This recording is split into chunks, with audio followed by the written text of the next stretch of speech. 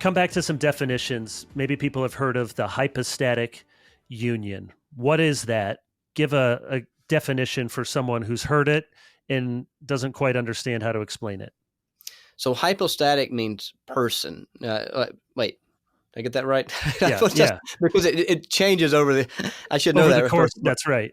It changes but over the time. So union is a personal union. Let me get that right. It's a personal union. So a union of what? Two natures in one person, hypostatic. So the union of two natures in one person. That means there's one person, Christ, one subject in the incarnation. That's what we've been talking about. But there's a union, not a mixture, not a confusion, not a combination, but a union of two natures. That means the divine nature remains the divine nature, and the human nature remains the human nature. They're united in one person. There's not two persons that are united, nor is there a mixture of the natures, but they are united without being confused in one person.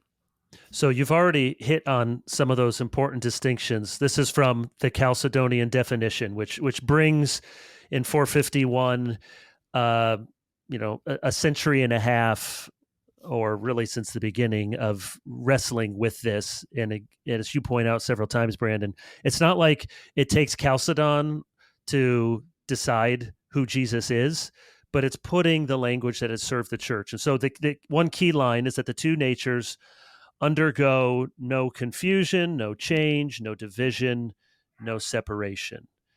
How would you explain those and what is meant by that kind of language? Without confusion, without change, without division, without separation. So they're not separated. You don't have. They're united in one person. So the personal union here is so important.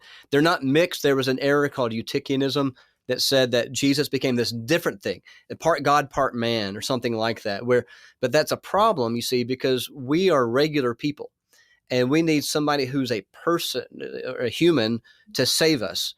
Somebody who shares our nature. And if Jesus has some sort of a super nature, then he is not one of us, but he shares our flesh and blood. Paul says that by man comes death, by man comes the resurrection of the dead.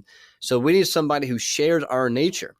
And the way that the Heidelberg Catechism puts this and the larger catechism is really helpful. It's the question, why does our Redeemer have to be God? And why does our Redeemer have to be man? So one of the things that this highlights is the divine nature remains the divine nature. So Jesus is the divine Son of God who saves us. But he's also got a nature like us apart from sin.